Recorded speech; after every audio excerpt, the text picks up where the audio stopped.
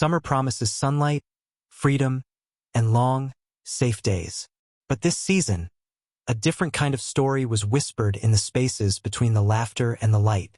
Stories where a familiar road becomes a trap, a quiet lake hides what should stay buried, and the comfort of a screen reflects a nightmare you can't escape. These are 5 true accounts from this very summer, where the line between paradise and panic dissolved. This is not fiction. Listen closely and remember. The brightest light casts the deepest, most unsettling shadows of all. The adventure began, like so many do, in a parking lot under a blistering July sun. The air shimmered with heat, and the scent of hot asphalt and gasoline was the perfume of possibility. We were a constellation of chaos: Maya, Sam, Leo, and me, heaving overstuffed duffel bags and coolers into the gaping maw of our rented RV. The vehicle was a behemoth from a previous decade, its white siding slightly yellowed, its grand silhouette promising a rolling fortress of freedom. We named it the Land Whale with a mix of irony and affection. And as Leo turned the key, the engine roared to life with a throaty, diesel-fueled promise. The plan was gloriously simple. 2 weeks drifting from the Midwest to the Pacific, guided by whim, cheap diner food, and the holy gospel of the open road. Our map was a mosaic of highlighted scenic routes and starred attractions. The world's largest ball of twine, a ghost town saloon, a hot spring hidden in a canyon. The first day was a symphony of rolled-down windows, wind-tangled hair, and a playlist so perfectly curated it felt like the soundtrack to our own movie. We sang at the top of our lungs to songs we only half knew, passed bags of chips hand to hand, and pointed at every odd barn and passing truck. The interior of the RV was a capsule of our shared world. The faint, perpetual smell of coffee and sneakers, the cozy clutter of sleeping bags strewn across benches, the dashboard littered with phone chargers and empty gum wrappers. Miles melted under our tires, marked by changing license plates and the slow flattening of the landscape from rolling hills to scrubby plains. We felt untethered, gloriously anonymous masters of our own tiny, rolling domain. By the 3rd day, the initial frenzy had settled into a comfortable, sun-dazed rhythm. We fell into roles. Sam, our de facto navigator, with an uncanny sense of direction and a love for the most squiggly lines on the map. Maya, the keeper of moods and snacks, who could sense a drop in energy and would manifest a bag of gummy worms or a new game to play. Leo, the driver, steadfast and calm behind the wheel, his hands resting easy at 10 and 2. I was the documentarian, armed with a camera, capturing the blur of passing fields and the stupid, joyful faces of my friends. That afternoon, the sky began to change. It wasn't a dramatic shift, but a subtle bruising at the western horizon. The boundless blue slowly siphoned away, replaced by a sheet of dull, leaden gray. The air, once dry and light, grew thick and heavy, pressing down on the RV with a palpable weight. A strange quiet descended, the kind that makes you lower your voice without knowing why. The cheerful music from our speakers suddenly felt inappropriate, a tinny imitation of the mood outside. Sam, consulting her weather app, announced a compact storm system moving faster than predicted. Her voice was light, but her brow was furrowed. We might want to think about finding a place to ride this out sooner than later. This thing looks mean. Leo nodded, his eyes flicking between the road and the darkening sky. The promise of a remote, picturesque campground we'd pinpointed for the night now seemed like a liability. We needed shelter, not scenery.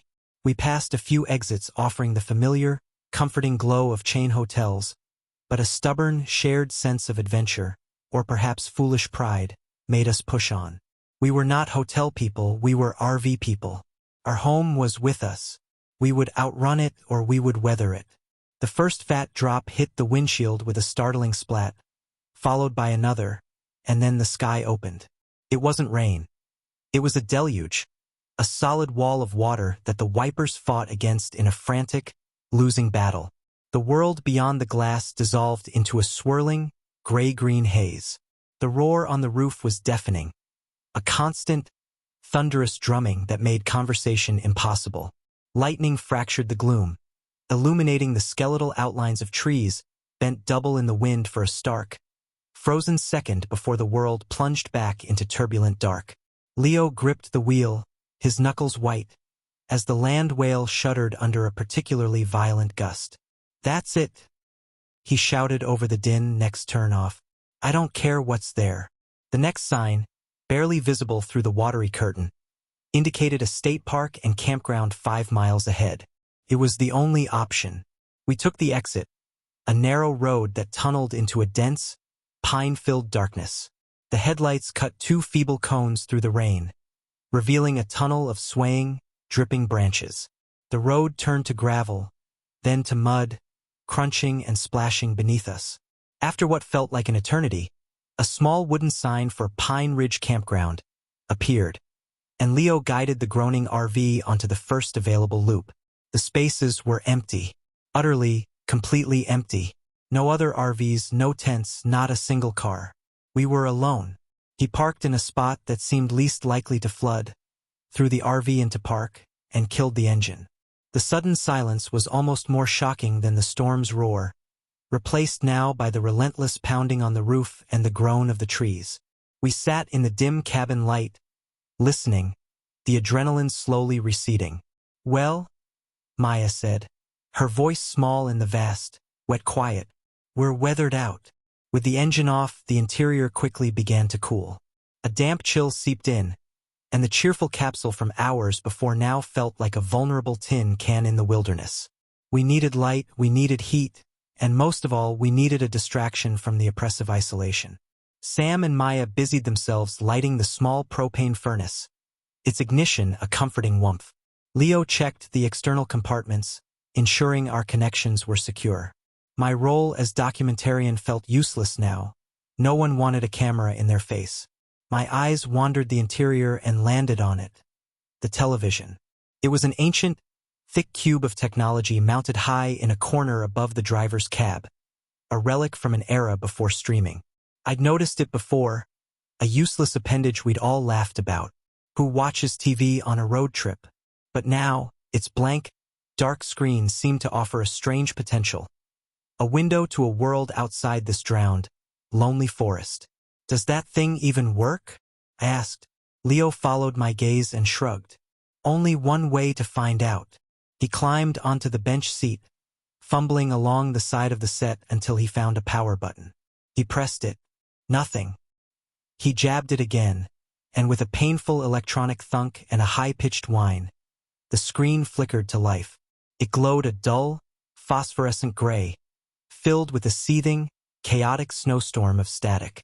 The harsh, rushing sound filled the RV, abrasive and strangely alive.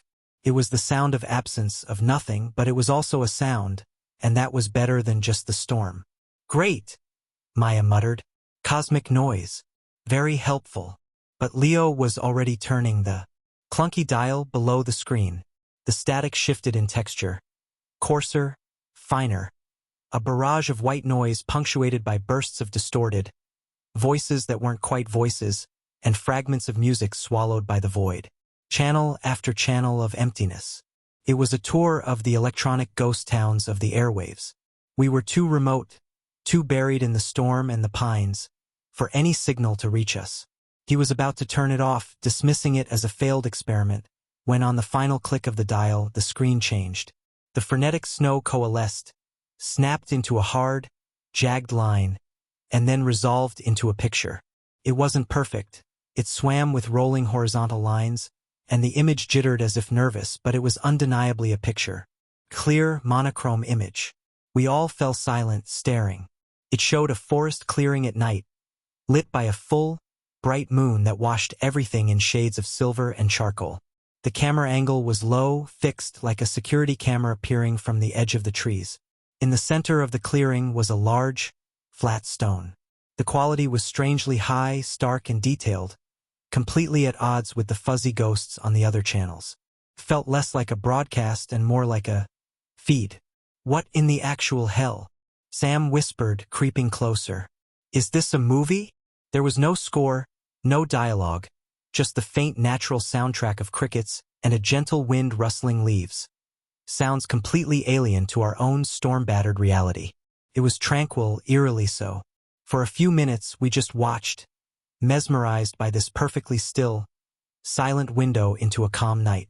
It was a balm, a peaceful counterpoint to our own situation. We theorized it must be some local park service feed, a wildlife camera maybe, broadcasting on a forgotten frequency.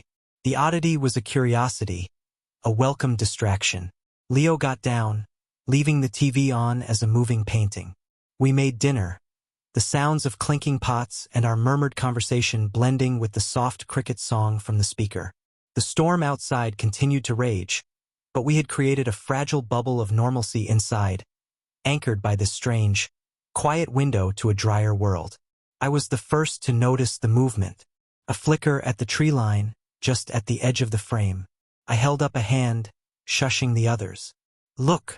We all turned back to the screen. For a moment, nothing. Then, a figure stepped slowly, deliberately, out of the shadows of the pines and into the moonlit clearing. It was a person, dressed in dark, practical clothing, jeans, boots, a jacket. The figure moved with a stiff, almost awkward gait, head down, as if searching the ground. They walked to the center, to the flat stone, and stood beside it, their back to the camera. A tremor of unease passed through the RV. This was no longer just a wildlife feed. Okay, that's definitely a person, Leo said, his voice low. What are they doing out there? The figure stood motionless for a long moment. Then they slowly turned around, surveying the clearing. As they turned, the moonlight caught the details of their jacket. It was a dark blue shell jacket, with a distinctive pattern of lighter blue geometric shapes across the shoulders and arms. A unique, lightning bolt-like trim. A cold knot instantly formed in my stomach. My breath hitched. I didn't need to look. I knew that jacket. I knew it because I had bought it with Sam for Leo last Christmas. It was sitting, right now, draped over the driver's seat where he had tossed it after the storm started. My eyes snapped from the screen to the jacket on the seat, then back to the screen. The pattern was identical. Perfect, impossible match. The air was sucked from the RV. No one spoke. The only sounds were the shush of the TV's imperfect signal and the distant scream of the wind. Maya was the first to find her voice. A thin, reedy sound. Leo, your jacket. Leo didn't move. He was staring at the screen, his face pale in the television's glow. It's a coincidence, he said, but the words had no force. It's a common pattern. It wasn't. We'd searched for months to find that specific discontinued design. On screen, the figure lifted its head, as if listening. It took a slow, shuffling step forward, toward the camera. Its face was still in shadow, cast down by the hood of the jacket. A visceral dread, cold and metallic, flooded my mouth. This was wrong. This was profoundly, fundamentally wrong. Sam, ever practical, grabbed her phone. It's a prank. It has to be. Someone is broadcasting a pre-recorded video to screw with people. Maybe it's a local art project or something. But her hands were shaking as she tried to open a browser. Service had been gone for hours. We were offline, cut off, with only this one-way window open. The figure on screen took another step. And then the image flickered violently. The horizontal roll became a frantic jump. The clearing, the moon, the trees, they dissolved into a burst of chaotic, warping static. The shhhhhh sound rose to a scream, then cut out completely. For 3 full seconds, the screen was a writhing mess of black and white noise, and then the picture resolved again. But it was no longer the forest clearing. The new image was dim, lit by a single, weak source of light from off-camera. The camera angle was different, lower, more intimate.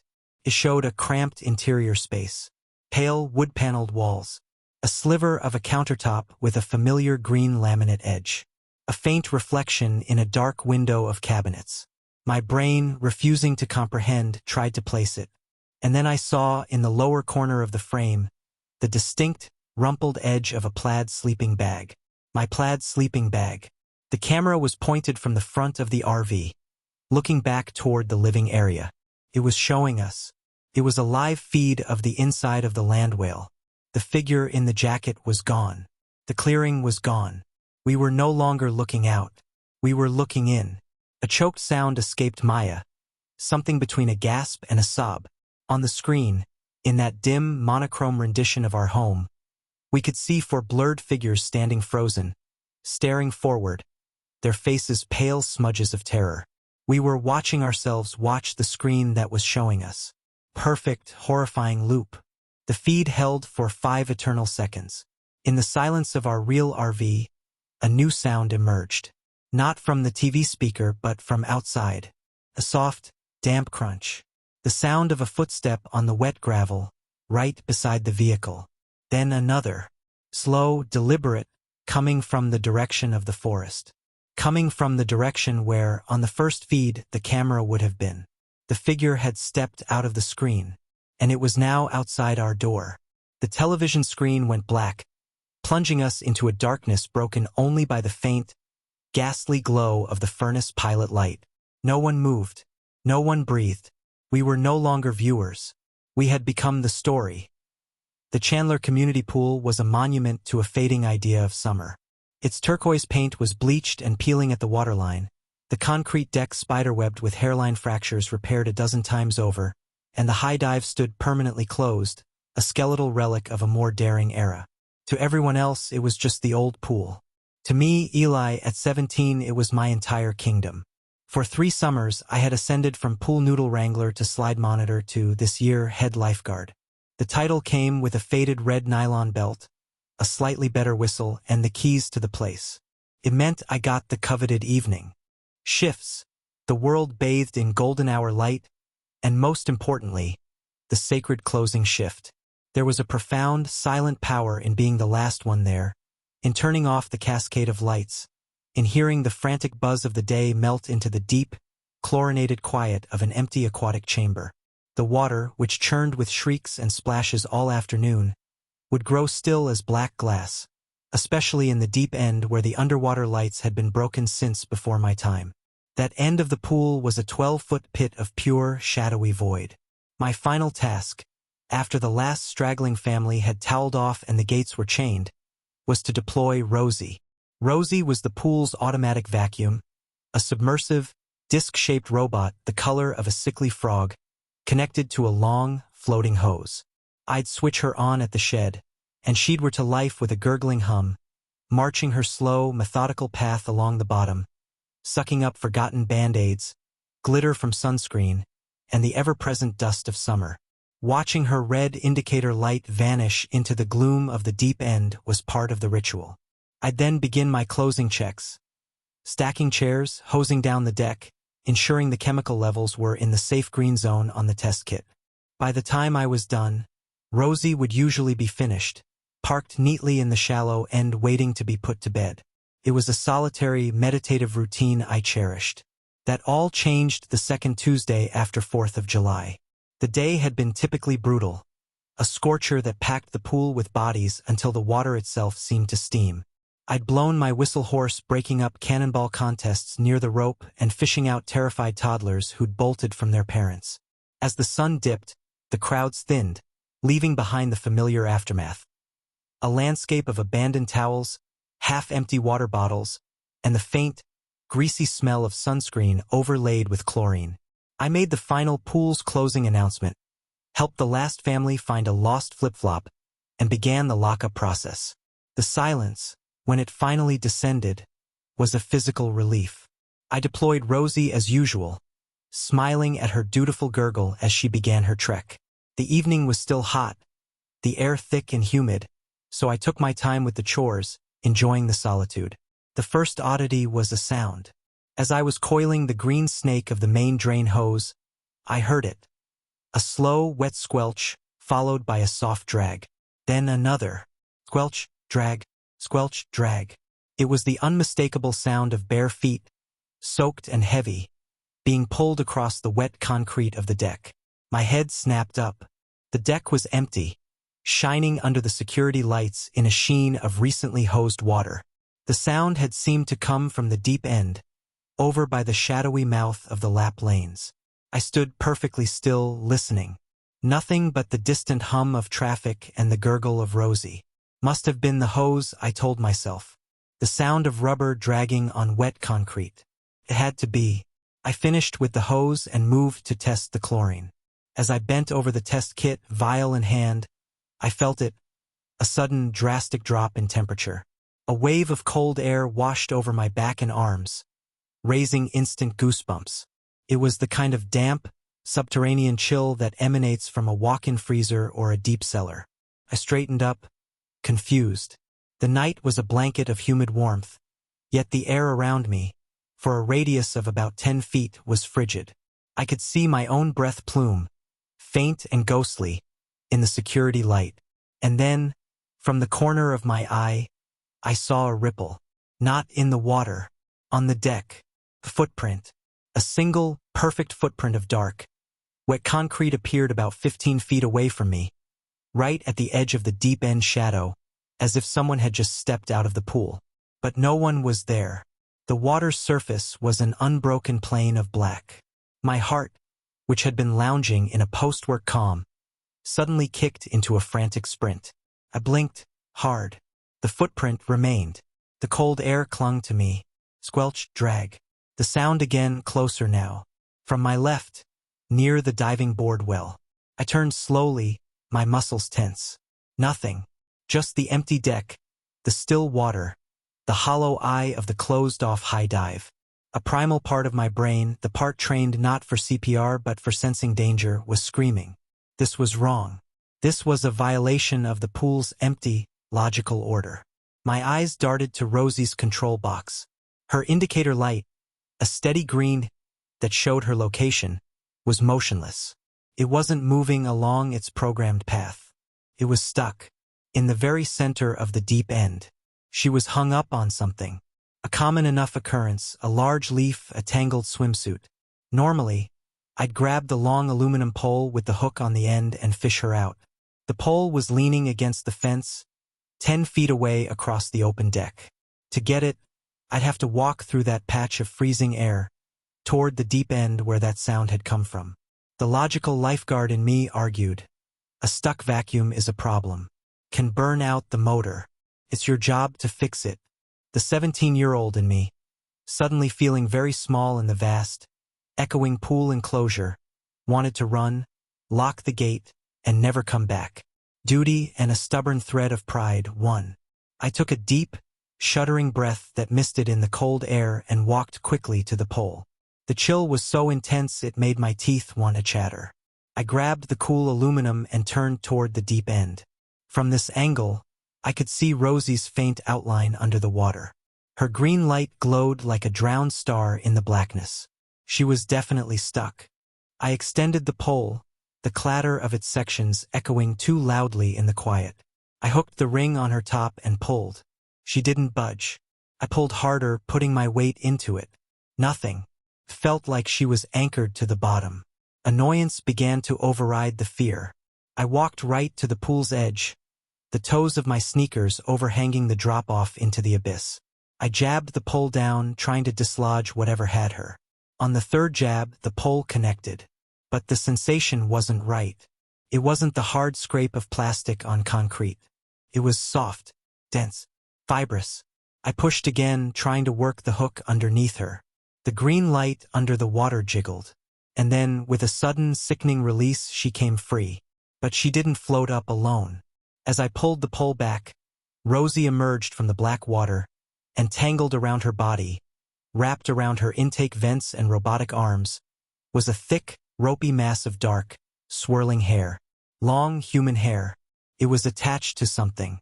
Something still below the surface. I froze, the pole held halfway out of the water. Rosie suspended like a grotesque catch. The hair was everywhere, a wet, clinging net. Before I could process, before I could drop the pole and run, the water in the deep end erupted. Not a splash, but a violent upward surge, as if a great volume had been displaced from below. And from the center of that turmoil, a hand broke the surface. A pale, bloated hand. The skin wrinkled and bleached from long immersion. It didn't flail or grasp. It simply breached, fingers slightly curled, palm tilted toward the security lights as if feeling for warmth. It held that position for a horrifying, suspended second, water sheeting from its wrist. Then, with a slow, deliberate grace that was worse than any